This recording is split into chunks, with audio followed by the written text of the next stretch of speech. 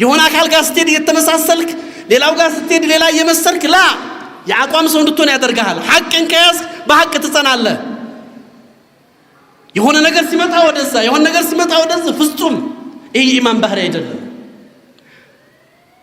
ሙእሚን አቋም ይኖረዋል። ሳብት ነው፣ ራስህ ነው። ማንም መጥቶ አይወዘውዘው፣ አይነቀንቀው። ዛሬ የኛ ጀግንነት ፌስቡክ ላይ ነው፣ የኛ ጀግንነት የሆነ መንደር ላይ ነው፣ መስጊድ ላይ ነው ጀግንነት። እዛ ስትሄድ ተጥመልምሎ ይወድቃል።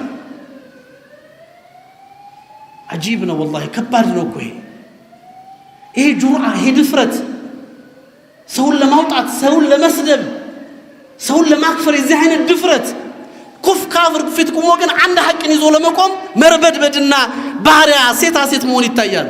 ይሄ ነፍስያ ባርነት ነው። ከዚህ አይነት የወደቀ ስብዕና ልንወጣ ይገባናል። ሙእሚን ስትሆን አቋም ይኑርህ። ሐቅ ነው ትቆማለህ፣ ባጢል ነው ትሸሻለህ። ይሄው ነው ሐቂቃው።